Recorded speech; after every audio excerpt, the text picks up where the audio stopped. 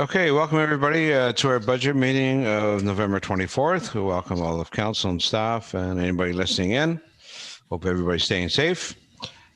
Dean, roll call. Mayor Bennett. Here. Reeve Robinson. Present. Councillor Gauthier. Present. Councillor Hughley. Present. Councillor Plow. Present. Councillor Watt. Present. Councillor Wren. Present. All members are present. Okay. Call to order. I need a mover, please. Alan and Chris. Moved by Councillor Wren, second by Councillor Plow, that the special council meeting of November 24th, 2020 be called to order at 5:30 p.m. All in favor? Carried. Confirmation of the agenda. Mover and a seconder, please. Jennifer and Brian. Moved by Councillor Gauthier, second by Councillor Hughley, that the agenda of the special council meeting of November 24th, 2020 be approved as presented. All in favor? Carried.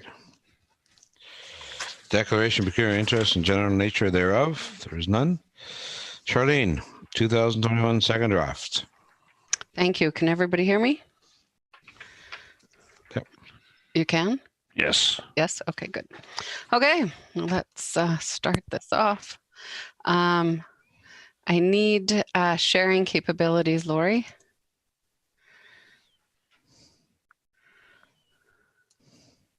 Oh, there we go.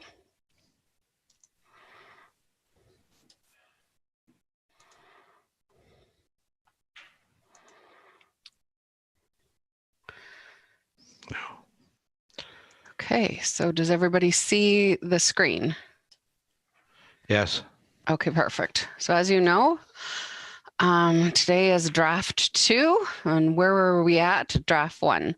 So we had an operating increase of 1.91%, capital funding from taxation 2.06, and for a total taxation increase of 3.97%.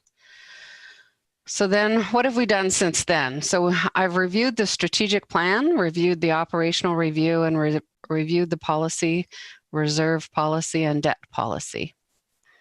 So from that, I gathered some strategic plan key objectives to ensure the township has fiscal capacity to seize opportunities as they present themselves, such as matching stimulus funds and have long-term reserves set aside for future replacement projects. Develop a recreation development and coordination management plan, and the recommended an approach for coordinating effective use of current and future recreation facilities and local spaces. So from our reserves, if you want to take a look at the capital budget that you have, I've tried to fund everything that you see in front of you. So from the working capital reserve, so this includes the efficiency funding, and the efficiency funding balance at 2020 year end is estimated to be $397,014.21. From that, the proposed 2021 projects are the East End servicing study for $100,000, which is a carryover from 2020. The airport fuel dispensing system, which is a carryover from 2020 that I understand will be utilized this year in 2021, and the LV Recreation Master Plan of $60,000. There's been a lot of discussion with regards to the Recreation Master Plan, and I'm just going to bring up this report. Do you see the report in front of you from Nevada? Yes. Okay. So a recreation master plan is a comprehensive long-range strategy for creating, optimizing, and maintaining of a community's recreation assets and services. It does not focus on one particular recreation center or park, but instead offers an overview of a community's parks and recreation landscape, both today and beyond.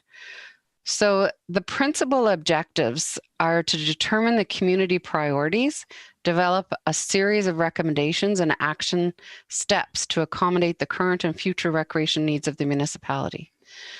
So this plan would guide the future investment in recreation facilities, programs, services, and partnerships by establishing a strategy to guide decision-making over a 10-year period. This will help as well with regards to our asset management plan. So if we do this, whoever the contracted organization would also gather all of the assets that are currently at all of the recreation facilities, parks, and lands as well that we have. And that's going to be a great help with regards to the asset management plan. Nevada has consulted several people that have done recreation master plans. She's also included a list of a table of contents in a recreation master plan, which I believe is one of the points that some of council were asking for. What is it going to give us? Why do we need it? We need to have a strategy as to where we're going from here. What does council see? Like 5 years ago or 6 years ago, we would have never imagined the LV skating trail as it sits now. Certainly that's been a big asset to our municipality and has certainly gathered a lot of ground for people coming to Laurentian Valley and understanding that that is Laurentian Valley skating trail, which is really nice. It's good to see from all over. But what other uses are we going to use for that park? What do we need to plan for? What are the other parks capable of? Do we need to replace some of the infrastructure there, the playground equipment? Do we want to continue with those playgrounds equipments as they stand now? Where do we need to halls to rent out? What are those questions? There's so many other questions that we need to understand. What does the public see? What does council see? What does staff see moving forward with the recreation master plan? I think it's important. It's one of our strategic objectives in our strategic plan that council has passed. And I think this is, and some of, most of staff think that as well, or all of staff think that this is going to be a good addition to moving things forward and having an idea of where we need to go from here with recreation. Without that, we're going to have, decisions being made that may or may not be where we want to go from here. It could be one person's vision rather than the community's vision. I certainly would like to see the community vision as to where we go with recreation in Laurentian Valley. I think this is a good opportunity to use our efficiency funding to work towards that. And so I guess I'll ask at this point if there are any questions with regards to that master plan being kept in the budget for this year, for 2021. And I can't see everybody. So I can't, Charlene. Steve, I think you need to put your microphone down so that it's on your mouth. No, like towards it. Yes, there we go. Thank you. Okay, sorry about that. So as council, I know I've talked to some of you and you want to chat about this tonight, and because we're going to have to make a decision on it. I think the point here is it's a future thing. It's not necessarily we're going to need it today, but we have to have that on the shelf ready for the upcoming summit decisions. Obviously, we're going to have some recreation issues probably coming up in the next little while, and we need to be prepared kind of on an overall community basis as to what the community wants, what the community feels they need, what we think we need. I think it's a pretty important document that probably will live into perpetuity, but it certainly will give us a head start and make it clearer to next discussion. Maybe it's not this council, maybe it's next council, but the issue here is I know there's some concern about doing possible capital road. Unfortunately, this money was coming out of efficiency and we can't do that kind of stuff. So that's what the efficiency funds are kind of there for. So anyway, that's just a point. I'll answer any questions if need be. Alan and then Debbie. So I don't disagree that it's probably an important study that needs to be done. Just my question is now the right time to be doing it? when we do come out of COVID and we get our recreation facilities back up and running, that's going to be our major concern, to get them back to where they were before. My question is the right time? Maybe we put it off for a bit. I don't disagree that it's a study that would be useful down the road, but I'm just not sure about the timing. To answer your question, Alan, I think it's important that we have this information on the shelf. It's not making any decisions with regards to getting, our recreation facilities up and running. It's where do we see those recreation facilities going in the future over the next 10 to 20 years? What do we need to plan for over the next 10 to 20 years with regards to budgeting? We don't want to be making what we think are good decisions that turn out to be something that the public doesn't take an uptake in or moving forward. So this is just an overall master plan. It has nothing to do with the operating of any of those rec associations. We're not taking over, or at least it's not assumed that we're going to take over any of the rec associations or any of the programming that they currently provide. But what do they need to make that programming better if they need it in the future? Or where do those rec associations see themselves? Where does Alison Fraser, I understand there's quite a large chunk of property there, over 80 acres. What can we do with that property? Do we expand the skating trail? Do we add in walking trails? Do we put in bicycle trails? What do we do with the property? We've got the Timberline building that we're maintaining that we're not quite sure what we're going to use it for. I think this is a good time, an opportune time. And I'm not sure if we don't use this efficiency funding, that at some point the government's going to say, okay, you need to send back what you haven't spent so far because other people are willing to use it now. So that's my concern. They certainly haven't asked for an actual written report as to what we're spending this on, but they certainly verbalize, and ask, what are you using the efficiency funding for? What are your ideas? And have you utilized it all? I think we have the money now. We may not in the future. That's my concern. Debbie. Thank you, Mayor. I'm fully in support of going ahead with the master plan. I think that it's actually going to be the definition of efficiency. Right now, we put a significant amount of money towards recreation, but I think that we kind of do it, we change things and make decisions about, going forward, sometimes piecemeal. And it's much more than just the facilities we have. It's looking at the entire municipality.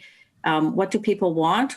What do we have? And I think the timing is right because we're halfway through our term. This isn't something we're going to get in a month's time. I think it's going to take some time for a consultant to do a thorough job of it. I would hope perhaps by this time next year, we're reviewing it, and we have some direction going forward, and maybe have an implementation plan in place for our last year of term and for help direction for the next council that's elected. So I think it's an excellent idea. We've talked about it a lot. We talk about always time when we talk about recreation, we're always worried about the fear that somehow we're negating the value of our volunteers. We're absolutely not. And I think that the volunteer component of Laurentian Valley is paramount to the success that we have in recreation. And I believe the master plan is going to point that out going forward. So I'm 100% behind this, and I think we need to do it. Okay, thanks, Debbie. Anybody else have any comments on it? I do agree that we should move forward with it. The biggest thing is that we need to ensure 150% is that the volunteers at all our rec associations understand exactly what we're doing, and it's more of a study and not trying to figure out what our volunteers are doing or what they need, or we're telling them what to do. But I think the money is there. I agree with Charlene. I think we should spend it. So if I'm not getting any more response, then do we consider this a go in the budget? Because we're going to have to make decisions tonight on some of our budget items. I think we just ask for consensus. If that's the case, just put consensus and then we'll move forward with regards to putting it in or putting it out. Okay. So can I get a show of hands who's in favor to move forward with it? So you have 1, 2, 3, 4, 5. Okay. Okay. Go ahead, Charlene. So some more. We're just waiting for Councillor Goche got booted off again. So I guess we'll continue going. She's going to catch up. I would hope that she gets back on. I don't know what happened. Anyway, continue, Charlene. Some other strategic plan key objectives are support, keep, and improve, plan ahead, support commercial expansion for economic development, grow assessment and tax revenues, keep pace with advances in technology and ratepayer service expectations for electronic interaction and service, improve public understanding through communications about township finances, and plan ahead to deal with pressures from above average growth and related demands of service. And the reason why I put this slide in is because there's a couple of other projects that I think would help that, achieving some of those objectives. Certainly having the community development officer on board with communication is going to be key. She is going to take on that task of doing a communication strategy for the township. She's already kind of started that and outlined several ideas, which I think are great. So that's certainly going to save us probably about $40,000 to have somebody, a consultant, do that for us. But she's prepared to do that as she has the experience from her previous job as a consulting person herself. So Claus, our chief building official, has brought up a building permit, a cloud permit, and the cloud permit benefits municipal building departments by saving staff time, improving efficiency and customer service, and mitigating impacts of COVID-19. Obviously, you know, that's not going to last us forever, but it's $6,000 plus yearly subscription moving forward. So both of these and the citizen engagement software is something that will cost us in the future, but we certainly perhaps could budget for this item for both 2021 and 2022, so that we have these covered for at least 2 years while they're getting up and ready. So the citizen engagement is a 24/7 online access to quickly find information, tax balances, previous tax bills, report an issue, pay a bill, communicate with staff, and more. So this is through our iCity function, which is our financial software. It would give individuals access to their own, not anybody else's, but their own information on their tax balances. We get so many phone calls from ratepayers. What do I owe? Do you have a copy of my tax bill? I need information for my tax year end for income tax purposes. What did I pay for income tax for taxes last year so I can claim it on my income tax?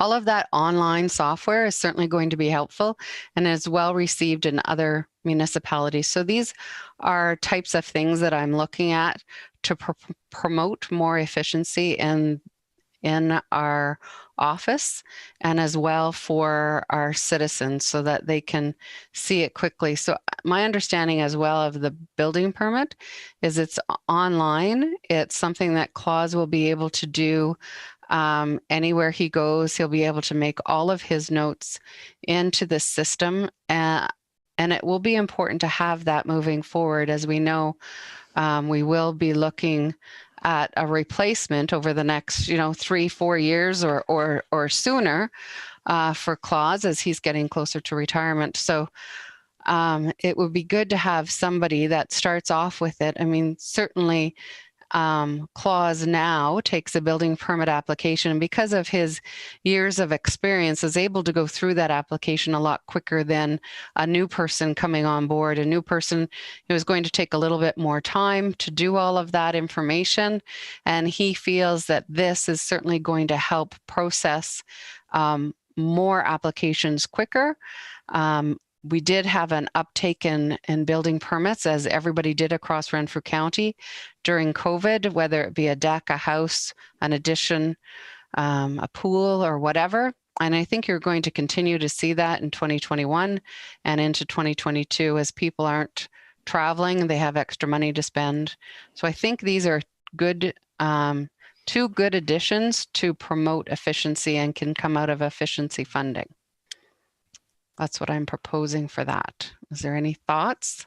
There is a cost moving forward each year, as there is for any online support, a yearly subscription. So there would be a cost moving forward, but I think the initial setup and the time spent will be well worth it in the end. Brian, you have a question? I'm just wondering what those yearly costs are at this point. Do you know? My understanding is the building permit is $6,000. The yearly subscription for citizen engagement is about $2,500. I did just to add to that. I mean, that's just one of the cloud-based permits. That's the one Claus has been looking into. But I think what we would do if council gives us the go-ahead, we will look at different, there probably are different kind of providers out there, and Yes. we'll bring them all in together and possibly look at different ones and bring the costs. But I understood the yearly cost wasn't $6,000. I thought it was the actual cost of purchasing the Okay. software was $6,000, and then yearly from then is less. But anyway, they could be all different. So we'd have to come back to you, but that's just giving you a ballpark of what it is. What unfortunately as we all know, everything is becoming electronic, and it's giving more services to people hands-on and instant information. And this is something that Claus is willing to kind of start out with. He knows he's not going to probably be the end user in the end, but he'll get it set up so that the next person comes in and makes the job a little more efficient and easier. Thanks, Dean. Chris, you had a question or comment? Yeah, through Steve or to Charlene, I guess. So we used to have like a Salesforce and Quicken and stuff for our assets and RS means and all of that. And then at work, we finally tied in a thing that pulled everything together. So it looked after all the asset management, all the sales guys, all the construction jobs, sales, leads, everything all in the one software package. Is there anything like that for a municipality? We do have a program that does asset management, as well as road maintenance issues that they can report. There is in that program as well the ability to do building permits. I don't know that there is citizen engagement software because it does have to link into our financial software that we currently have. So I'm not sure if it does that, but yes, there are programs out there that can link in with what we have now. So that would be something that we would look at. These are just ideas. And then if it was approved, then what we would do is send out an RFQ or request for quotes with regards to what others have to offer. Debbie, please. Thank you. The building permit idea I really like. I'm glad that Dean mentioned that we go out and look at what is out there as far as software is concerned. The citizen engagement one, I'm a little less thrilled about. Again, we are still a small municipality where being able to have, a person react and respond to our residents when they're calling, I think is valuable as well. Just my 2 cents worth. Okay. That phone call will still be there, Reeve Robinson, but in the event that they're in the middle of the night, 24/7, Saturday or Sunday, they're doing their income tax and they want the answer, they can simply go online if they choose. If they don't choose, they certainly can pick up the phone anytime. We're here to please. Okay, if nobody else has anything to say on it, do you want to get a show of hands if they can move forward to look into it? Everybody in favor to do that? 1, 2, 3, 4. Okay. We We're can good look to go. into it, get the prices, come back with a report to council, just so that if we do get this, the funding would come out of efficiency funding, and certainly a report would come forward once we get those results, and a final decision could be made, but at least the idea is approved by council, so that would be helpful. Good. Okay. So some of the projects that I've set for fixed assets. So fixed assets fund infrastructure replacement of buildings and roads. Fixed assets funding estimated balance at 2020 year end is $600 and almost $70,000. Of those funds, I anticipate that I'll use it for Schultz Road, Sandy Beach to Dead End, and it's $200,000. The trend for that, and can you see that when I click that, or do I have to go to another screen? No, you can't see it. Okay, I'll go to the screen. So this is our trend for our fixed assets. So it appears that we're putting in about 187,000 a year and taking out about 264. So I've put in, we always put in 150,000 a year. This in 2021, I'm anticipating that I'll take out 200,000. But if we continue along with 150 in, approximately 260 out, we will almost deplete the reserves by 2024. So originally I had more than one project or $200,000 to be taken out of fixed assets. But once I did this trending of where we're going to be in the next few years, I decided to scale that fixed assets reserve down so that I wouldn't take so much out. But we are in a bit of a conundrum as to we're taking more out than we're putting in. There's still money left, obviously. But if we continue in the fashion that we're doing, we're going to have no more reserves left to do this, to do fixed assets with, so roads and infrastructure buildings. So it's important to note that and to be aware of the decisions that we make moving forward. We need to make sure that we're putting more money into reserves, or we're putting more money into capital and from taxation. So I just wanted to show you that. So Schultz Road, I know the mayor was speaking to me earlier just before council meeting that he thought there might be another road that was worthwhile. These roads have been identified by the Public Works Department, and that is ranked at number 8 on our list right now. It's been bumped up too because we've bumped down Bays End and Bayview Drive if you looked at your capital listing. So I don't know what your thoughts are on that. Okay, so the way I look at it, council, is that Mark, as Charney just said, has knocked Bays End and Bayview. I know I've talked to some of you folks about, those roads. There was an indication at the beginning that there would be a savings if we did those two roads when we were doing Forest Park Road. But I think we may all be in agreement that those two streets could wait a few more years yet. And there's other streets that should be done. So obviously Mark has bumped those down. That's a value of about $92,000, or sorry, $82,000. Another one that I believe Charlene or Mark, you've bumped down as well as Thrasher Lane, correct? Yeah. So that's another 40,000. So that's going to give us about 122, I believe, of a savings to put towards another road. So my understanding, Charlene, is that Schultz Road we're taking out of taxation. No, out of fixed assets. Out of fixed assets, right? Okay, right. So we could take that 122 savings from those three streets and put it towards Schultz Road, and that means we'd only have to take out about $80,000 out of fixed assets. But maybe, Charlene, can we maybe get to the end as to where we are at the moment and what's in and what's out? Yep. And then we can come back to Schultz Road.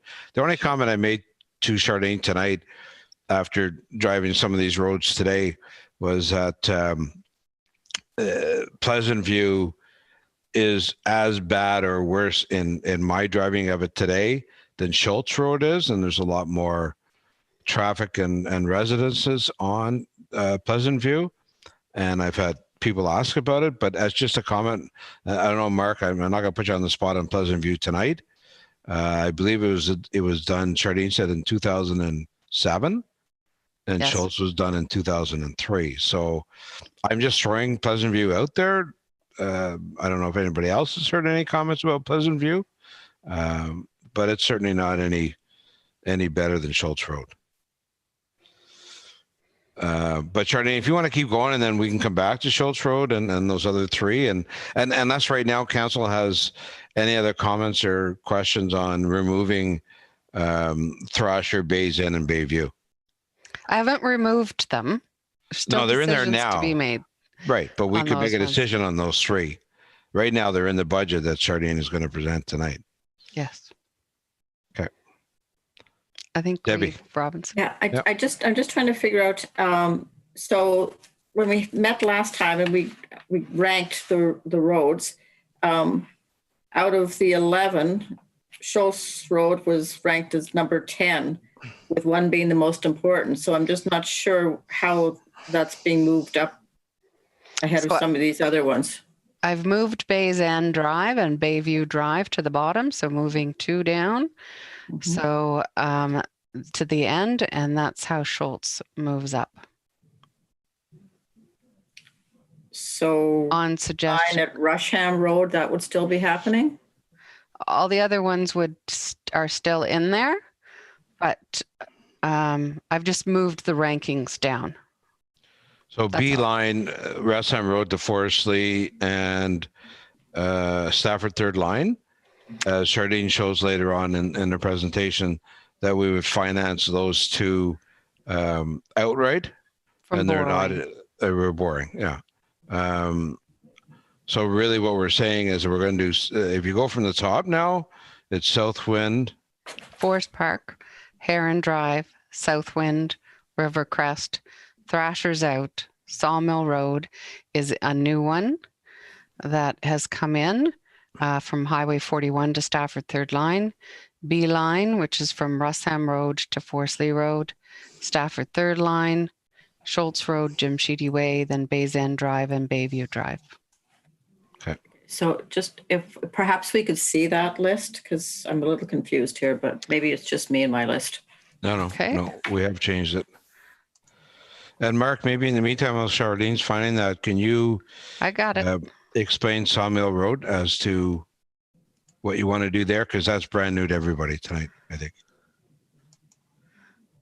Yeah, so when I was going back out and reviewing some of the roads and trying to find some savings in the projects and potentially instead of doing the same the same, I'll say, construction works on the entire road, trying to find areas that we could rehab as opposed to reconstruct to find some savings.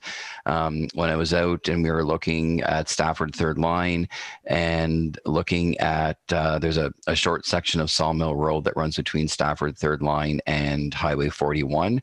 And it's one of those ones similar to as what I was proposing for Bayview and Bays End, where there really aren't any other roads in that area, and that would finish off sections of the municipality.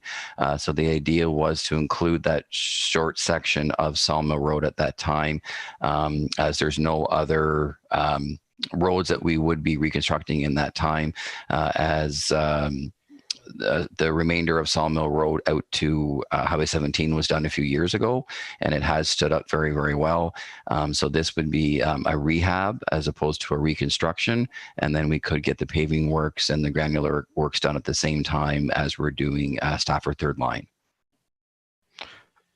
Mark, where does Sawmill Road come in from Mud Lake Road to Highway 17? Because that's just as bad, right? But that's the one we share with the city, that section?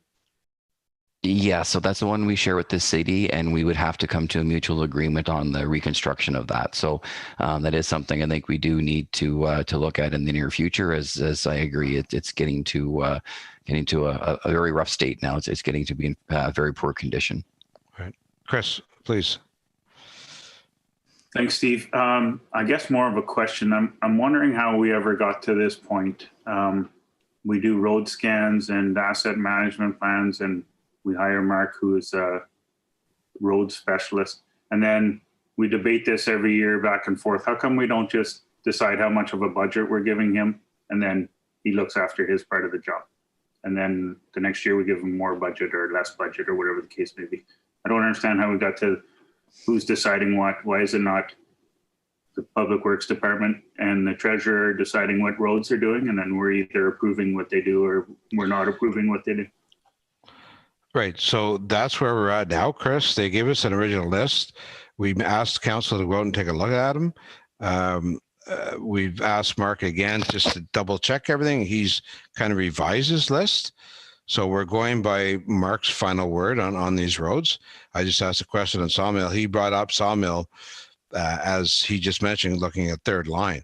I asked a question tonight in Pleasant View just to see where it stood. And no way am I saying let's do it instead of somewhere else. So I think, you know, the list is there for us. We just need to prove how much money he's going to spend on it. So I don't think we're changing anything that we've done in the past. So anybody else have any questions on this, or should we continue, Charlene, then through your budget, and then we'll come back and decide?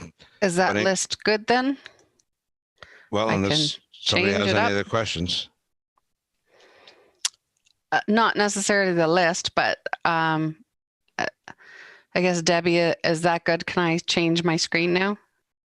Yeah, that's very helpful because I had arrows and everything on mine, and I was losing track of where everything was. So thank you for that. Okay, awesome. So then we go to the funding for federal gas tax. So it's to be utilized in accordance with the criteria specified by the agreement with AMO. Federal gas tax funding estimated balance at year end is $368,000. 2021 funding is $301,710 for a balance of $669, $669,000, almost $670,000 to be utilized. So the proposed projects for 2021 are Forest Park Road for $326,000 and Southwind Drive at $146,000. Those could be funded out of federal gas tax, and I'll just show you the trend as you have there. So it looks like there's no further funding as guaranteed beyond 2023 at this point. I just wanted to show that if we continue again the way we're going, that our funding is going to end at the end of 2023, and we're certainly not even going to do what the average is. I anticipate that we will see funding again moving forward, but at this point there is no guarantee, but I certainly anticipate that there will be. So are we okay with Forest Park Road and Southwind Drive? Debbie? Thank you. So Southwind Drive, that's Mud Lake to the dead end. Dead end, yes.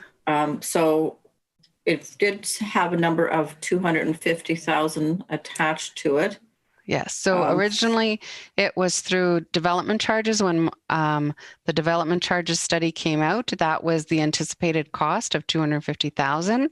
My understanding, and Mark can perhaps speak on this, is that there isn't as much work that's going to be done on it as what was anticipated when the development charges study was complete.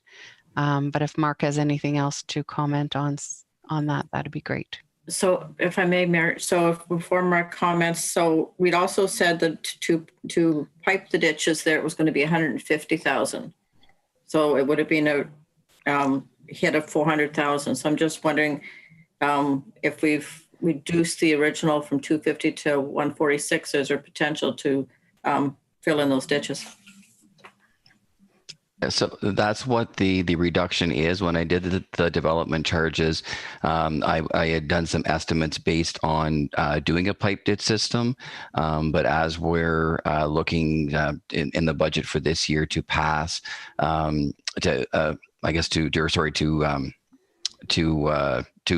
have the project funded, to have the study completed for the pipe ditching system. And as part of that is how the ditch system will be funded.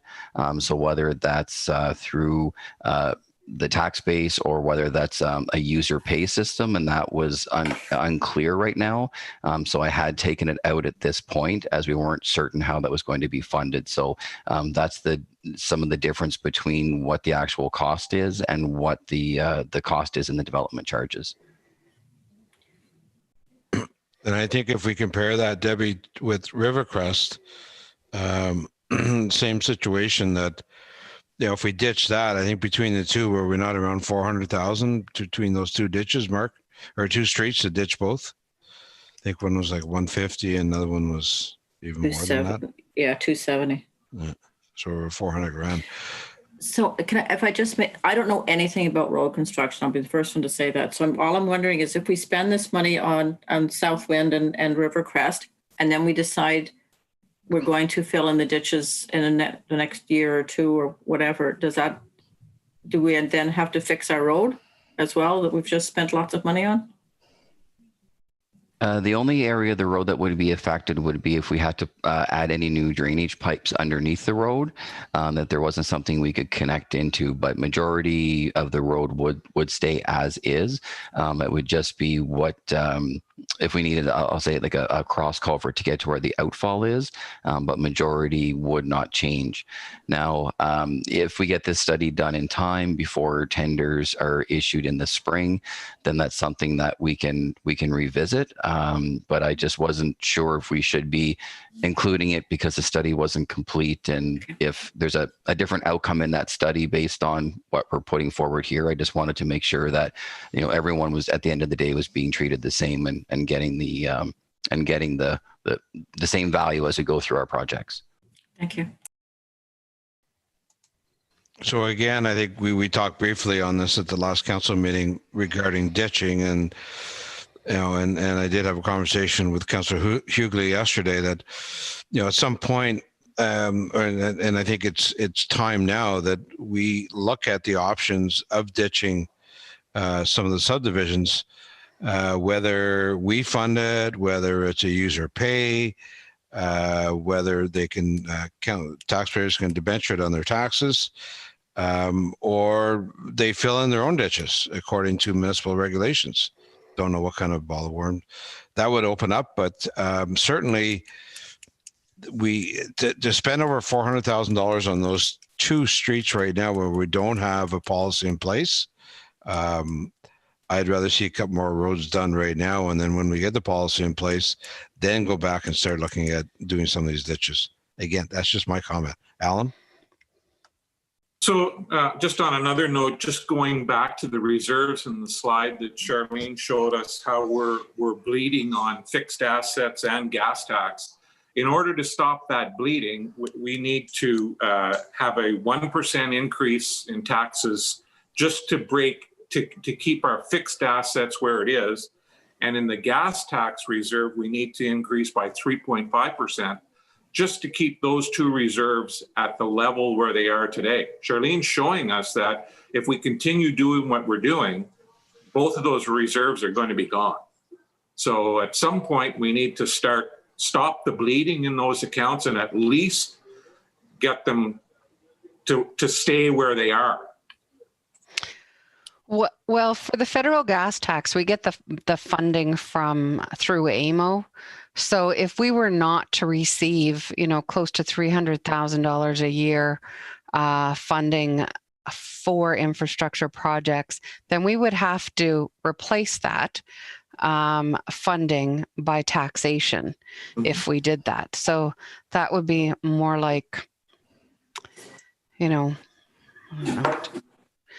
6% increase that we'd have to go on. It's not something that we currently raise. It's not something that we have to take from taxation. It is something that is given by the province and the feds. I get that, but in 2021, we're going to spend $170,000 more than what we're getting. Yes. Is where the 3.5% increase in taxes come. We're gonna take out of that account $170,000 more than what we're getting in federal gas tax in 2021. Nobody moved. we're getting 301 and we're taking out 326 and 146. Yep. Yep. So that's 3.5% taxes. That's right. So what we really should be doing is raising our taxes 3.5% and funding out of taxation that 3.5 of taxes against these two roads, just to keep that fund at the same level it was in 2020. Right. So if you take that a step further and you add that 3.5 and you add the 2% capital and you add the 2% administration, you're now in the 7.5 range. That's right. But it's reality. We need to continue to put money in and not keep drawing it out, as Alan said, because we just can't keep going that way. And the days of 3 or 4% I think are gone for now. Anyway, Charlene, let's get back to, so Alan, what you're trying to, we were talking about the ditching there. Is there anything you want to add about the ditching then? No, I think we need to wait until we have a policy and decide what that policy is going to be. Do all the ratepayers in the municipality pay for it, or do the people in the respective areas pay for it? And I think that has to come out of the study to decide as a municipality how we move forward and how we pay for that. Mark, Chris, how long do you think that it would take to have that? We do have the study it's coming out of efficiency fundings for $30,000. How long do you think that would take to get that study completed? Would it be complete in 2021 in time for construction in 2021? Or do you think we should put these off, do other roads that could be utilized from federal gas tax? Would be my question, I guess. I was hoping that it would be completed by the spring, but I can reach out to the engineering firm tomorrow and just get a targeted completion date. I know we do have the cost schedule and what work they're proposing, but we haven't finalized the completion date. So I could ask tomorrow, and something we potentially could revisit about shoving these for another year and focusing on other roads if that's what council wishes. And has that been approved before to get all those cost schedules, or do we need to do an RFP for this as it's $30,000 or? No, we started off from scratch. We're just in the middle of kind of talking to the engineering firm. So we got no costing, and it was not going to be scheduled to put any actual dollars at this point to 30. So we're not there yet, unfortunately. So I think we just kind of waited out and have the conversation, continue to have them with the engineer and see. We were just working on the terms of reference and the scope exactly. It's kind of changing as we go along. So we're not quite there, but we'll get that in the first quarter. Okay, Chris, and then Brian. Thank you. Charlene, your main slide there, federal gas tax, when it first started, you had balanced last 2020, so this current year at 368, and then the end of next year 669. Is the 368 already spent, or are you saying you're only going to take 472 out of that 670 balance? So let me look at the previous one. It's a balance of 368. Funding is 301 for a balance of 669, and then the funding out of that would leave a balance as previously shown on the trending of, see, I put in the 2020 financing that was budgeted of 524. I'll just bring up this screen again because all the projects haven't been completed yet. So I'm anticipating this balance of 274 at the end of 2020. I know that some of the projects are going to come in less than that. Some of the projects, I'm not sure that they're going to get done. So this is what I anticipate is going to happen according to 2020 budget. We haven't finalized the numbers. All the invoices aren't in yet. And then this would be for moving forward into 2021. This obviously will change going forward, but. Yeah, so just to back up Councillor Wren's comments then, that's what I thought the situation was. We had a fairly good balance moving into 2022, actually, at that point, but maybe a little taxation just to reverse that trend to get it going the other way would be more suitable than trying to fund that entire 2021 project. You know what I mean? Just get it moving the other way so that as we, as we move through the years, it starts to gain traction. Okay, but for the federal gas tax, it has to be spent. We can't leave it in reserves forever. There is a reporting requirement every year as to what the balance is, what it was used for. They approve the projects that we decide to put the money towards, and then a final budget, a final report at the end of the year as to what the balance is. So they expect those funds to be used within a certain point in time. And that's why I'm not guaranteeing that there won't be federal gas tax money in the future. I think we'll go beyond 2023, but there is no guarantees for that either, but I'm hopeful. There's always been talk that federal gas tax will get canceled, but then all of a sudden 2 years ago they doubled it. So you just never know with the government. It depends on the government of the day what they're deciding to do. If they're going to grab that funding and use it for themselves at the provincial or federal level, who knows? But right now they're sharing the wealth and with all the municipalities, so that's helpful. Yeah, sorry, last thing for me on this. I just mean we'll make a trend the other way so that, say, by 2025 or 2026, we're finally paving the 10 kilometers of road that we should be, is what I mean. Well, we'd need to fund a lot more out of taxation. Great. Brian. I was just backing up to the conversation we were having yesterday just about ditching, is that I have a problem spending $400,000 on ditching when we have so many roads that need to be done, and yet there are property owners that would love to have their ditches done in front of them and would be prepared to pay for it to enhance their properties, and we should be looking at ways to facilitate that with standards and inspections and on how they can do that and do it to a common standard across the township. I don't think we would ever want them to do it themselves. I think we would do it. There is other avenues to be able to finance ditching. Local improvements can be associated with individual properties that benefit from the overall project itself, like a ditching, like closed-in ditches or sidewalks. Those types of things are good for local improvements, and they get added to the tax bill over a certain amount of time. But that is an option that I'm sure will be looked at when we look at the ditching as well. Once we get the design and how much it's going to cost and where it's going to be, you have to have a certain amount of ratepayers that are in favor of that.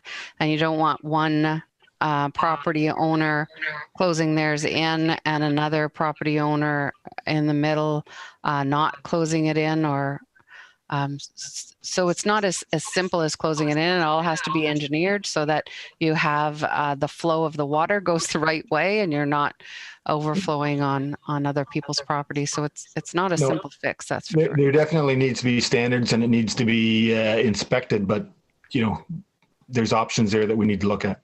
There are options. I certainly agree, Brian, and we need to do a study on ditching first and bring that back to council and decide where we're going to go forward. This is going to be a project that's going to go on for years. And I kind of have to agree with you right now. $400,000 is, finishing Forest Park Road, that kind of money. So, and as Alan says, and Chris is saying, our money's going down, not up. So, to take on a project of ditching, it'd be my recommendation that we go forward with Southwind and Rivercrest, and if we can down the road, or whoever pays for it down the road, they do the ditching. Chris. So I agree with everyone. Like if we do that study this in 2021, that's a step in the right direction for sure. Yep. That's good. Good, thank you. Anything else on that, folks? Do we go ahead with these two roads? Show of hands. Yes. Okay. So we go into the vehicle and equipment reserve. So the proposed 2021 projects is the approved project of the 2021 plow truck of 278,320. That's already been approved and ordered. A new road grader, or probably a used road grader for that price, as Mark said today, for 320,000, and the single axle truck of 150,000. Now this is, if we take it all out of equipment, vehicle and equipment reserves, that's $778,000. We can fund that out of the reserves.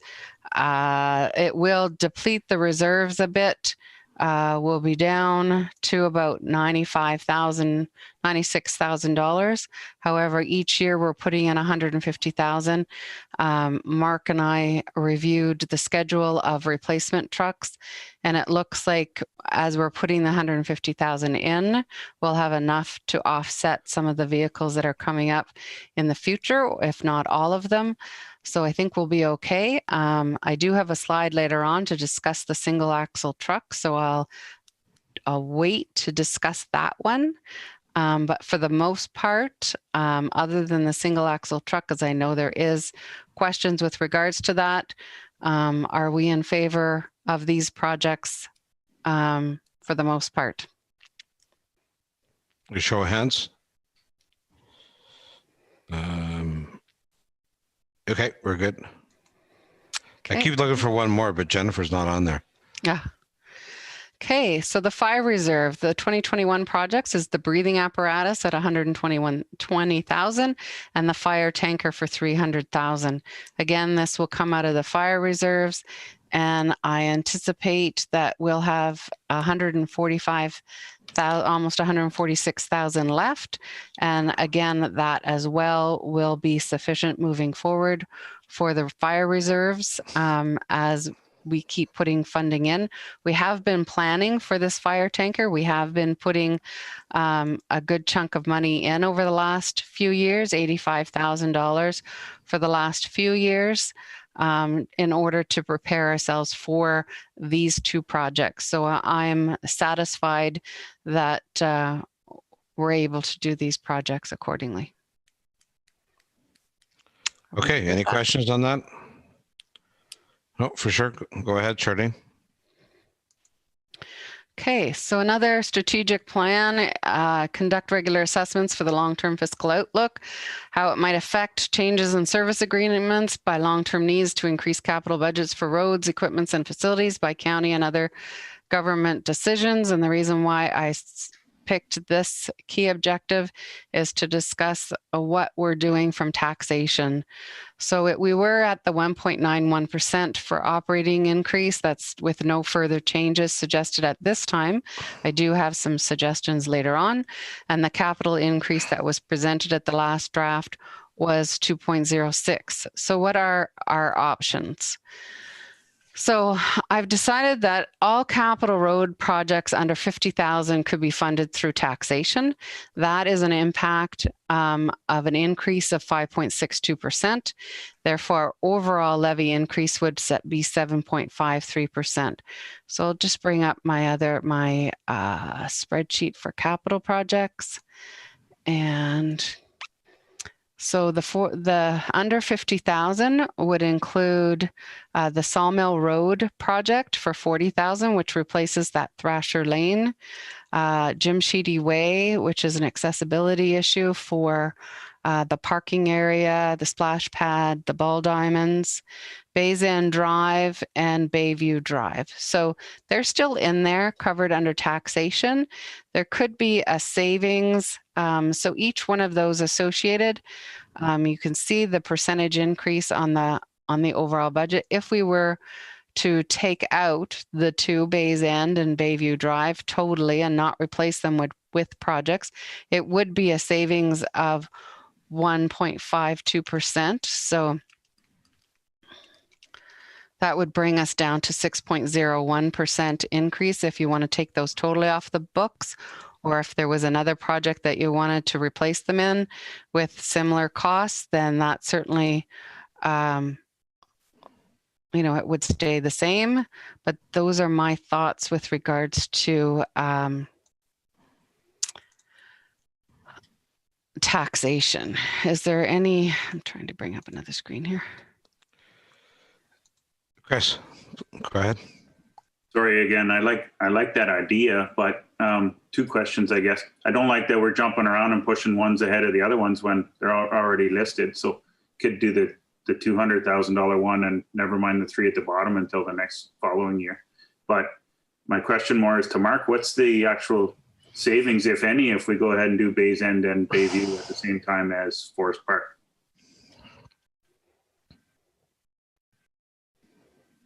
Sorry, what was that question again?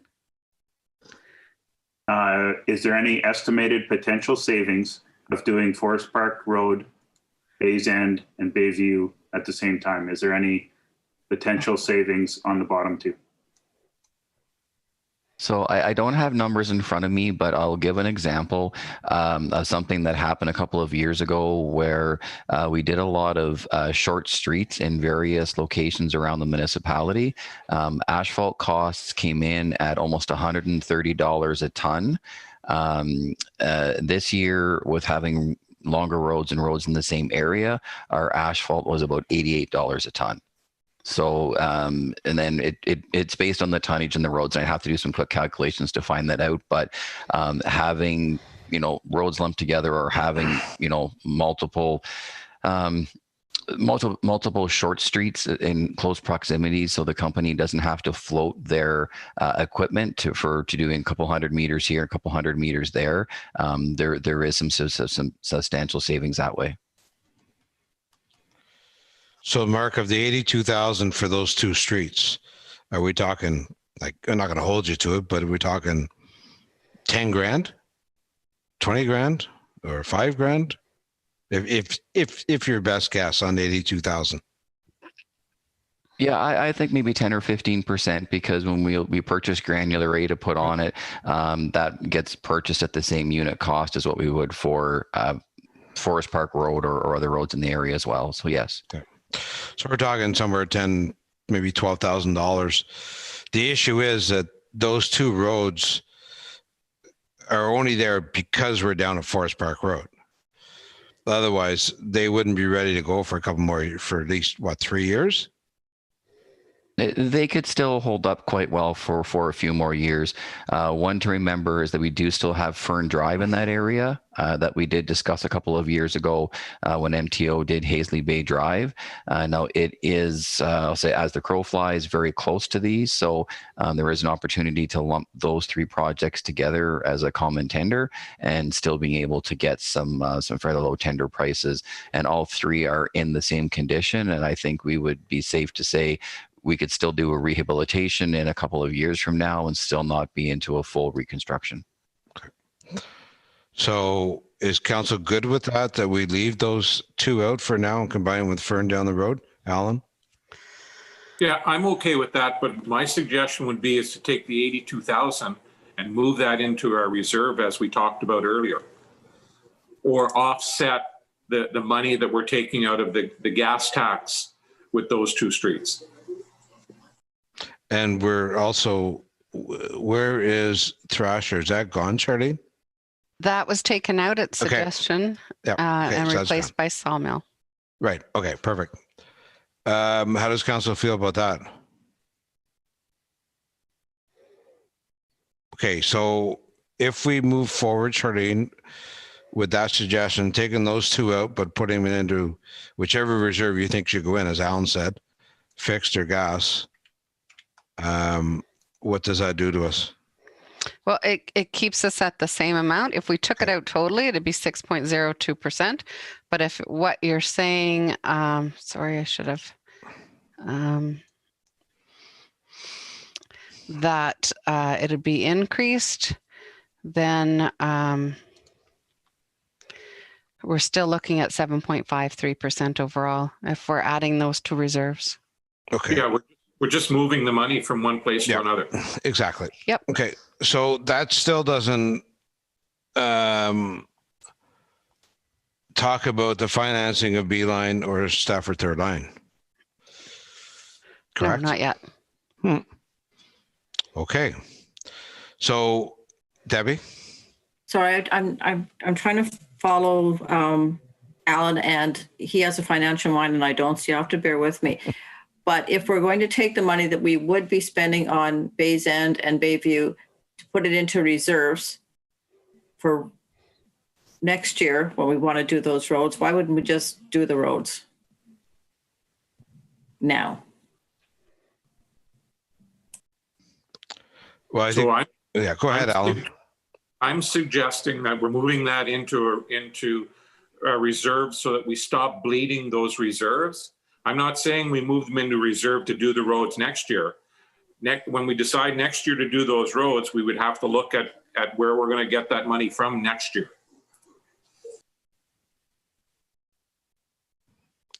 And it could be increased. Chris, just one sec. Sorry. So all we're saying is that those roads will appear on Mark's list next year or the year after. They may not even appear for a couple of years because we're going to put them off until maybe 2023. Who knows? The cost could go up at that point as well. It could, but there's other roads municipality that need to work rather than those two. Chris. Yeah, same point. If you don't do them this year, then there's no sense in doing them all, and they'll fall into whatever priority they fall into. So exactly, PDA would become number one then next year, kind of thing. Right, but at the same time, we're throwing 82,000 into reserves instead, keeping the tax levy up. Yeah, I think you definitely need to keep adding to it until you can hit 10 kilometers. Yep.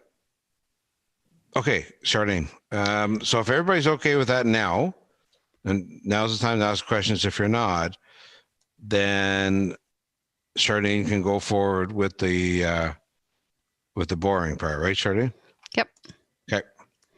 So let's move forward with that and see where we are. Okay. So we did those decisions. We took the two roads off and we're transferring those to reserves. The debt repayments. So the working papers for debt repayments. Do you see that screen? No, I can see that you don't.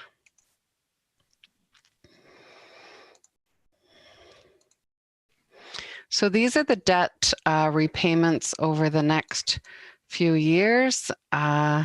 It shows us that the first one, this is all under tax supported payments. So the Ottawa Valley Waste Recovery Center, the composting facility, that was a 20-year term, started in 2002, finishes in 2022, has the last payment in 2022. So that will free up some funding for either to do a road or to borrow again. Municipal office expansion, we have on the books until 2026. The Public Works Facility, 2037. Joe Street until 2039. Then we have the Pembroke Sewer Expansion Project, and that goes through the sewer. User fee supported payments, 72,000. West End Water Board from Sewer Reserve, we're still processing that until 2026. Joe Street, again until 2039. So those are all of the boring that we have on to date. And then if we include any of the new ones going forward. So it's anticipated that we would borrow for Beeline Road and Stafford Third Line. So those options are, and Mark has reduced the original budgets for those. It was at 535,000 for Beeline and 650,000 for Stafford Line. So those have been reduced according to Mark's thoughts. Sorry, I'm going to sneeze. So we would see the debenture impacts and the operating budget would increase in 2022. So based on if we borrowed for 5 years, it would be a 4.46% levy increase. Those are the principal and interest payments based on 5 years for both of those projects. Based on 10 years, those are the principal and interest payments for a total of 126, so a 2.34% levy increase. So as we borrow, we certainly see an overall operating increase. We will see it for 2022. And again, when the funding comes off for sorry, I didn't have it on here. For the Ottawa Valley Waste Recovery Center, we will see a savings of 111,000. So that'll, offset some of the costs in 2023, but we won't see it in 2022. So I just wanted to bring that to your attention. While it's nice to borrow for some of these projects, there is an impact. I mean, I could base it off of 15 years, but the longer we have these debentures on for, the longer it takes to pay it off, and it impacts our overall payment schedule of what we can for an annual repayment limit. Right, as of the end of 2018, it's based off your FIR. For the 2020 annual repayment limit, we can pay payments up to $1.4 million. So it's certainly within our grasp, these payments. We're certainly not going to use up our overall repayment limit for the years moving forward, but it does limit us. And then we also have to watch, what is the Ottawa Valley Waste Recovery Center doing in the future? What do they need to borrow? What are their payments? Because they affect us. All of their borrowing goes through us. So we have to be careful on that too. I'm not sure what the plans are. I know there are some plans in place. Some of it we're going to pay outright. Some of it may be a debenture required. So they'll need to know what our repayment limit is for the year, and we need to be cognizant of that, and whether or not we're willing to give up some of that room for the Ottawa Valley Waste Recovery Center, or we want to keep it ourselves, but then that limits them on their projects. So they've borrowed a couple of trucks and some projects that they've done, nothing major. I think it's all been under 500,000, and it's been a short term, 5 years. They're still on our books. They will be coming off the books shortly. So that will increase in time.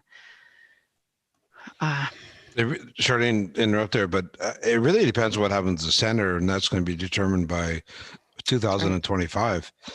Excuse me. We may not be operating half of what we're doing now, and there may not be any more increases or expenses for the next number of years. So it's really all up in limbo. In the air. Yeah. Charlene, where is Golf Course Road on this? Did we pay that outright this year? So I'm hoping to pay it outright this year. Okay. We shall see in the next few weeks as some of the bigger invoices come in. We're still waiting on some of the capital projects, the invoices to come through for finalization. And then I'll have but that's also will be impacted on here as well if we do borrow. It is scheduled to be borrowed, but I'm hoping that we won't have to do that. Okay.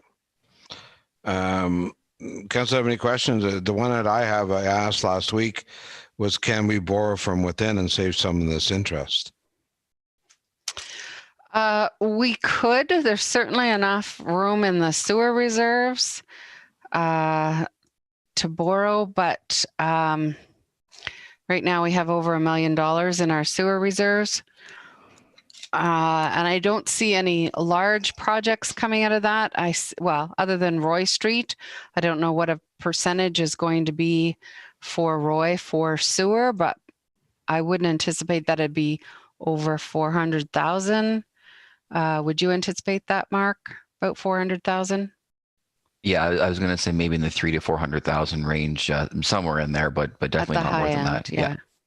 And then of course, sorry, that's for Roy Street. Sorry. Yes. Okay, I thought Roy Street would be a lot more than that. Okay, that's good. Okay. Well, this is just for the sewer part of it. Yeah. Okay. Yeah. Okay. So, and that sewer part would be totally funded from the sewer reserves. Right. Okay. So Keith, you have a question? And then Chris. Chris, I think you're Keith. So the $82,000 we were just speaking about, why couldn't that be put and lessen the amount we have to debenture?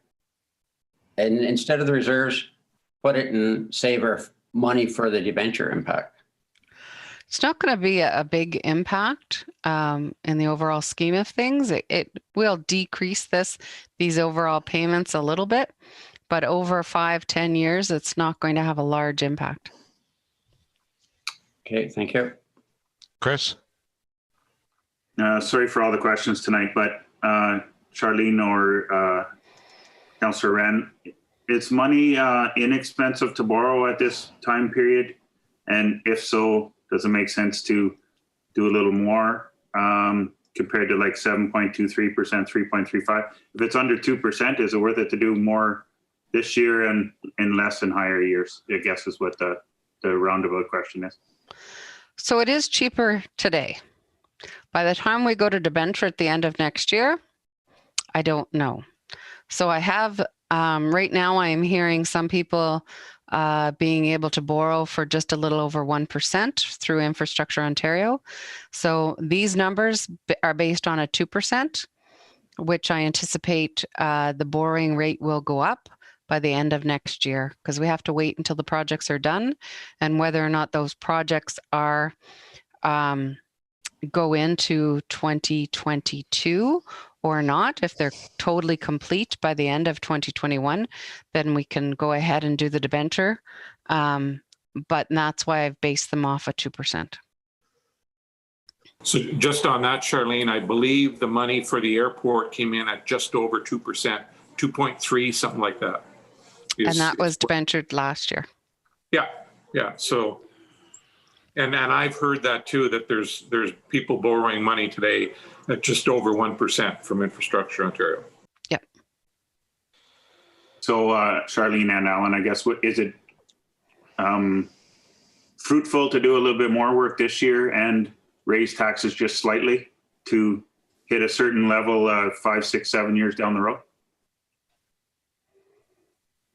I don't know what you mean, because we can't borrow today on projects that aren't complete. So I'm not exactly sure of the question.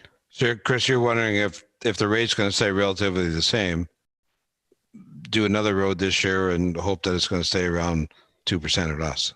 Something like that. So only second year on council, don't get me wrong, you guys a lot more experience. I'm just wondering, how are we ever going to catch up? How, like, maybe this is the year to do a little bit of catch up. And then the next time we're in this position, do a little catch up again. I'm not sure. Well, I do have another comment as well. And you know, in all the indications, I would assume that because of COVID, we're probably going to have a surplus. And if we have a surplus, then we could use that money towards possibly doing another road, wherever we end up with the surplus and where Mark would suggest we go with it. It's something we can't plan for because we're only not even then in November. But Charlene, I would assume, or conversations that we've had, that there's a good chance we're going to have a surplus. We just don't know how much. That's correct. And my thought was not to borrow for a golf course and use it for that rather than borrowing. But maybe the best option would be to borrow at infrastructure rates are low. But again, then you're going to see an impact right away in 2021, and I haven't budgeted for that. Right. But, or you go the other route and you pay for, we'll say, one of these streets or a majority of B-line or something with a surplus if it's a big enough number. Right. But then I still have to borrow for golf course, and I haven't put in the factor of what that cost will be for in the operating. So whatever that cost is going to be to borrow will need to be added to the operating. Okay. So are you comfortable then that, or is council comfortable then that we move forward and finance Stafford third line and B line as presented? Chris and then Debbie. On that, maybe like not to slow down this budget at all, but maybe just crunch some numbers about doing additional work, even like past Charlene's budget tonight, and then worry about her if we can do more or not. Her and Alan can get together and just crunch some numbers and put a different scenarios together and see what happens. To have a larger levy increase? Charlene, my main point would be just to, if money's cheap to borrow now, maybe we should borrow it. And when money's expensive to borrow, maybe we don't borrow it, is all I mean. Because the borrowing of these two streets won't show up in next year's next year at all, will it? No, it won't. It'll show up in Agreed. Well, it could. Case for the $1 million of Golf Course Road and then pave both of these streets for $1 million, because also Mark's going to get some deals when he kicks out these tenders. When he's one of the first towns to put out his tenders, there's going to be savings there as well. Yeah, there could be. Okay, I think we had Brian and then Alan and then Debbie. My comment, just when we're talking about Roy Street, what's the timetable for it? Because it's certainly one of the worst roads in the municipality, and I think we're holding off waiting for grants on it, but is there a timetable on that? 2023 or 2022 to start and 2023 to debenture. Wow. It's in rough shape. It sure is. Yes, and the problem is, so I mean, we could not do the undercarriage of it for, use of another word, but we're totally reconstructing it. If we're just going to do a single lift and patch it, so to say, then we don't want to go and rip it up unless we're going to rip it up 15 years from then. So I don't know that Mark's comfortable not doing the water and the sewer and the storm sewer underneath, and just doing a single or a double lift just to pave it. I don't know that that's the best choice. So why is it pushed out that far when it's in such rough shape? We were waiting for Joe Street to be completed. So it was on, certainly when you compared Joe to Roy, Roy's surface was in worse shape than Joe. When we decided to do Joe, the reason why we decided to do Joe is because underneath the water was in worse shape than Roy Street at the time. Well, Dean, you're muted. I'm sorry. Just to comment on Councillor Yuga, I think your point's well taken. Although we're trying to really get some funding, sooner or later we'll hopefully get some funding to do that infrastructure. Because obviously the water and sewer is to the users themselves, and there's not many of them, as we know. We don't have a large contingent using water and sewer, so that we've done quite a bit of work there, and expensive work on their backs, and it would be nice to try and push it. I realize the road is rough, but the cost of the underground piping is very expensive, and for them to handle it on their own, it's getting a little bit maybe too backbreaking, if you want to say it. So we're trying to push as long as we can to be able to get the funding. So that's really why it's being pushed. So with Roy Street, Mark, you said earlier that it was 400,000 for sewer. And water, or just 400,000 for sewer? Probably 600,000 for water. And that would come out of the water users, right? As Dean just said. Yeah. Is that fair, Mark? Yes, yeah, I believe so. And as Dean had mentioned, and that's what we were saying with Charlene, when the other section of Roy Street, it's been recently finished paying for it, I believe. I'm not certain. And then we have the Joe Street, and again, all of that is the cost of that is on the water users, and then to put Roy Street on top of that at another over $500,000 on those 600-ish users, that's huge dollars when they're trying to pay back those two projects at the same time. So unfortunately, the surface is in bad shape, but it's a lot of money wasted to pulverize, rehab the road, and then a couple of years tear all that asphalt back out again to put all that underground infrastructure in. So it's tough, but hopefully, if everything goes as according to our plan, we'll be at that in a couple of years from now. Yeah. So we debentured the roads portion of the project at $530,000 back in 2015. The project was complete in 2014 on that bottom end of Roy Street from Brewham down to Karen. And it finished at the end of 2019. It was completely paid. Just to add to Councillor Ugly, to your comment, staff is working diligently. Every program we have a chance to put it in, we put it in. So hopefully like I said, one of these times we realize the condition of the road.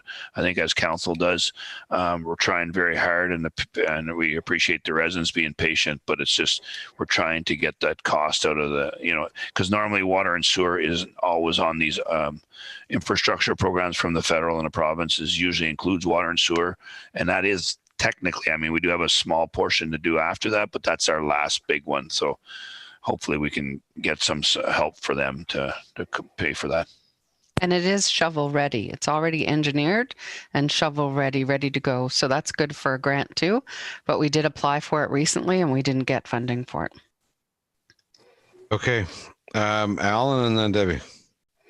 So just going back to Golf Course Road, I think it would be prudent to look at what Infrastructure Ontario money is at right now. And if we can get it for a little over 1%, we might be smart to borrow that money for golf course and then use the money to do Beeline and Stafford Third Line. We could do that. Okay. So I guess the question is do you want to do, I mean, we can play with numbers all night, as to how we're going to fund it. But I guess is council willing to do Beeline Road and Stafford Third Line? And then we can play with the numbers as they fare out by the end of the year to see what the surplus is, to see what the borrowing cost is, to see all those options, what they are moving forward. But at least then we know these projects are approved or they're not approved going forward. So we can finalize our budget in a month's time. So, yeah, go ahead, Alan. I'd be good with that, Charlene. Okay. Chris? Sorry, just like my opinion would be we should just decide what kind of dollar amount we're doing, and then whatever the chair and the staff can come up with is good. They're always going to try to do more, obviously. Well, we're talking about 940 grand right now. That's a good start. Debbie? Thank you. Sorry, we had to finish Brian's question. It took a while. I didn't forget about you. Oh, I almost forgot about what I wanted to say, but then Alan reminded me. So I do think that we should be looking at Infrastructure Ontario to fund the Golf Course Road, especially if we could get it 1%, even 2%. It makes sense to do that, I think. So I would look forward to, Charlene checking that out and see what kind of deal we can get there.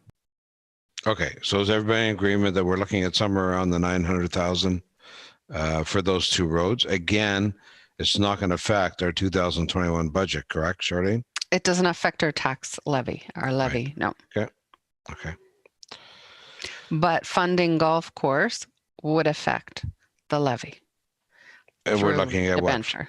1% to cover that? Not even 1%? I would think 1.5%. Like 70,000 a year to fund that? I would think so. Okay. Over 10 years. Okay. So that's just for fun. Do that.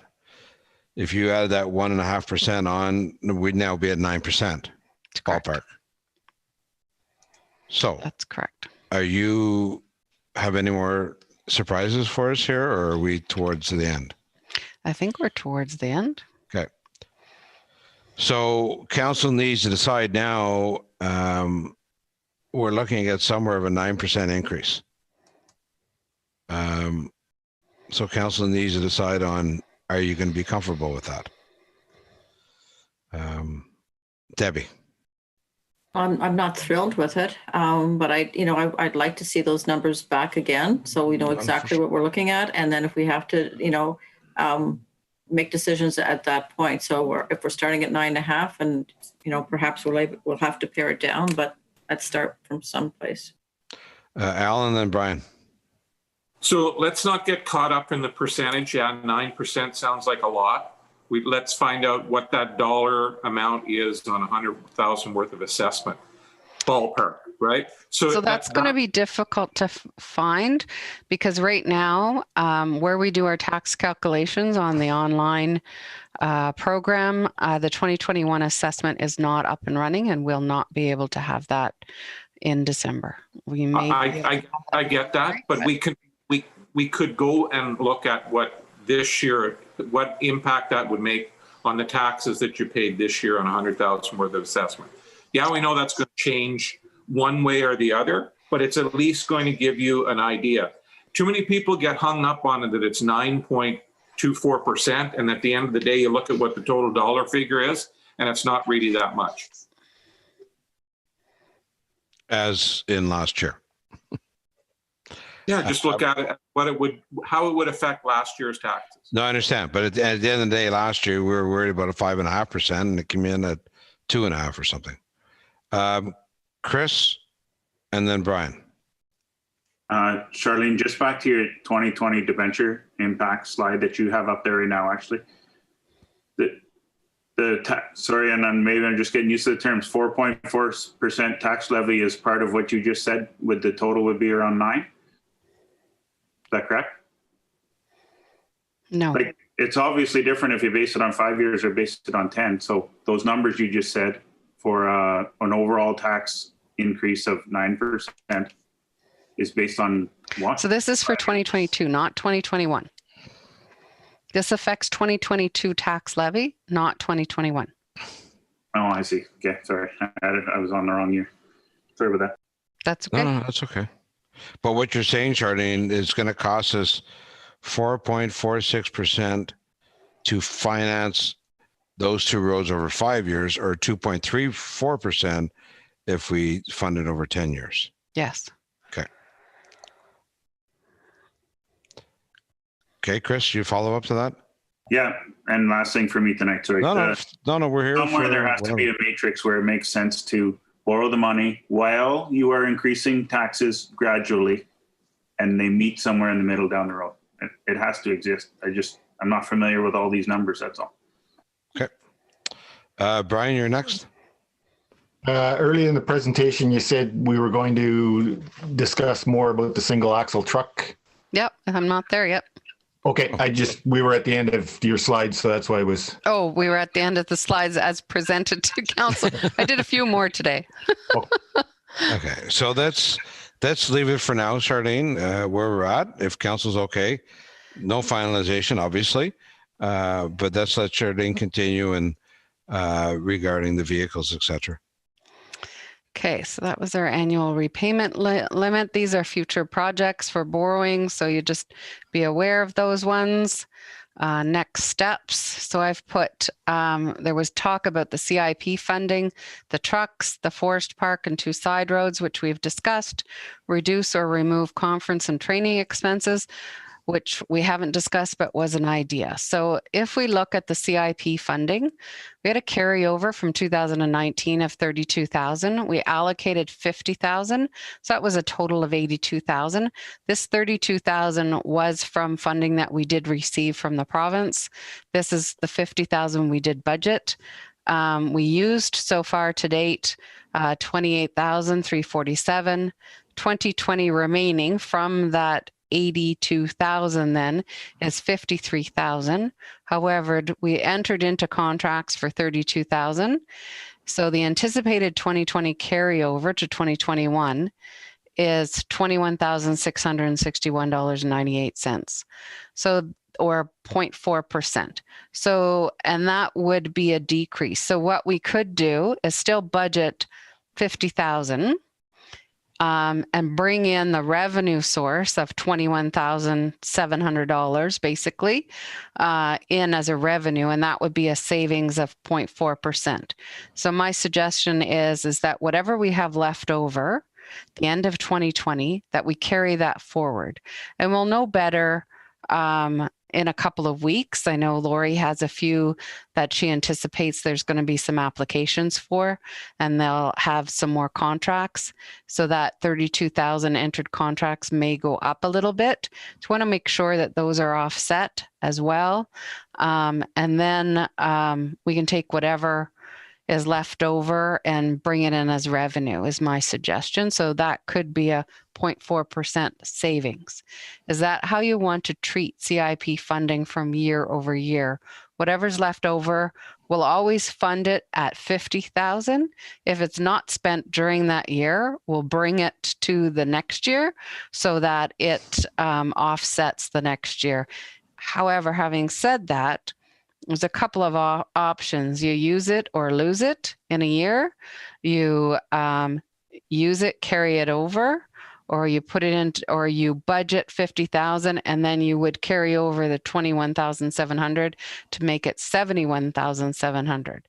So, and that's those just kind of three examples of how we can do this moving forward so that it's consistent every year.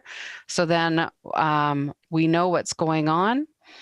That carryover, of course, is going to fluctuate every year. So if we didn't have any carryover and we had in 2022, automatically it would be a 0.4% increase on the budget because we've saved the 21,700 by carrying it over into 2021. So as long as council realizes that moving forward, I'm okay with that. How would you like it? Brian, first. Are you muted, Brian? Why don't we reduce that amount allocated if we're not using that much anyway, even if we dropped it to 40 and then the carryover would cover half of that at least, and that's closer to what we're actually using. Well, I think this year was an unusual year, as well as in 2019 was an unusual year. We just finished the CIP plan in 2019 and didn't get it up and running until about mid-year. So there wasn't a big intake of applications in 2019, and that's why we had such a huge carryover.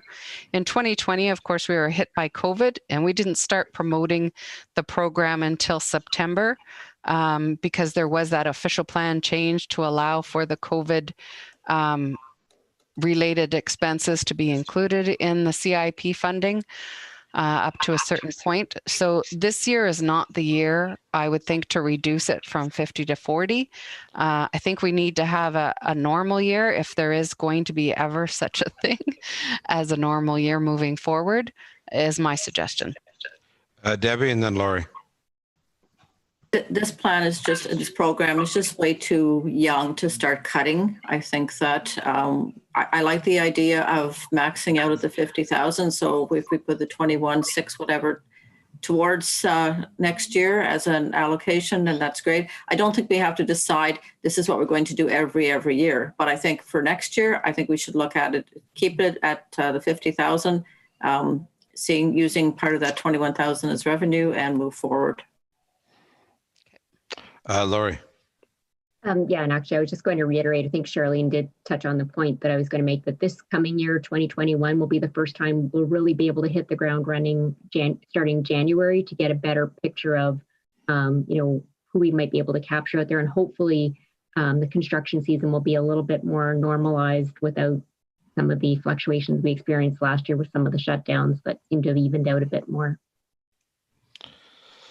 So does council want to leave it that she tops it up with whatever's left at the end of the year, as she explained here? Any other comments from council on it? I think we should decide on these one at a time. Can I get a show of hand there, Chris? You have a question, comment? Sorry, I was just going to help you there. I like the topping up to 50 and carry the money over to make it cheaper next year. Okay. So do I have a show of hands to agree with that? 1, 2, 3. Hold on. Keith, do you have your hand up? Yeah. Okay. Okay. So we'll do that. Charlene, go ahead. Okay, so then we get into the public works trucks. So there was a question on whether or not we needed to replace the pickup truck for $50,000, and it's coming out of taxes right now. So it's a 2013 pickup truck. It has 260,000 kilometers. This truck is utilized for snow plowing, parking lots, the recreation centers, and the administration parking lot. It is causing concerns with the noise that can't be fixed. It is a worthy note that this truck probably has an extra 100,000 kilometers on it going backwards, because as you know, you plow forward and then you back up. The new truck will not be used for plowing, but just for patrolling. And the reason why that is the case is this new single axle truck for the 150,000 that would be utilized in plowing the above noted parking lots or the side noted parking lots, as well as could be used to clean up corners in the built up areas. I don't know if Mark wants to add any more to the uses of those trucks and why we think those should still remain in the overall replacement budget. We are going to be coming upon some other trucks that will need to be replaced in about 2 years. And we think this is the best year to do it in because this 2013 is going to cause us grief, could cause us grief in the middle of the winter. So we're hoping that if we order it, if it's approved, we'd order it right away. It could come in by January, February. For the new truck, as well as the new single axle truck. We have some staff members that are going to be retiring, and this certainly will help with patrolling and a new way of doing things with this single axle truck. Mark, did you want to top that up with anything? No, I think that's kind of the direction we're heading. Right now, our operations foreman, really his main function in winter during winter events is patrolling, making sure the roads are clear, taking care of his proper documentation. Unfortunately, the way things are now, he does do a lot of snow plowing in amongst those patrols. So some of our patrolling is delayed because of that. So some of our requirements for the minimum maintenance standards are delayed. We're not getting on some of the roads as quickly as we can. So if he has, I'll say he patrols coming from home. When he gets to the administration office, he takes a break from the patrolling to plow that. And then he continues on, I'll say, into the Stafford built up area. Then he takes another break, I'll call it, to plow the fire hall parking lot. And so he's delaying some of his services that he should be devoting to patrolling and more supervising than the snow plowing. With the new single axle truck, it would be operated by one of our casual operators. Right now, we do bring a casual in from time to time during heavier snow events, and we use a bit of a snow blade on the backhoe. It is a long process. It doesn't travel at a high rate of speed, so even traveling from use an example, Allison Fraser to potentially to the fire hall and over to Stafford. We're looking at probably a couple hours of the day just driving to get to the parking lots when you're using a backhoe. So it's improving efficiency. It's changing the approach of the department and how we're doing things and just looking to really move forward and advance what we do. So having said that, we could take, instead of the 50,000 coming out of taxation for that one truck, we could bring that out of the efficiency funding. There is some room there for the patrol truck. Could be a suggestion as well to reduce the overall impact. So maybe we need to review the efficiency funding, what we got in there, Charlene, or what do we have left? So right now, that report was brought to council, but I do have the amount. So at the end of 2020, we'll have 397,000 left over. We're anticipating 290,000. I forgot the 30,000 for that one project of closed ditching. So that brings us to, just a second. 77? 107. 107,000 remaining. And then whatever cost it would cost us for those projects for citizen engagement and building permits, we still have 100,000 anyways. So why wouldn't we use the 50 grand then? Yep. What does council think? It's 1% in the taxes. Okay, that's good. So that brings it down to 57,000 then. Okay. Okay. So I'll add that note. Use out of efficiency. And are we good with the single axle truck? Council?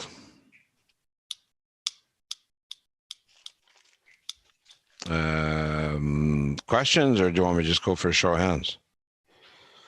Alan?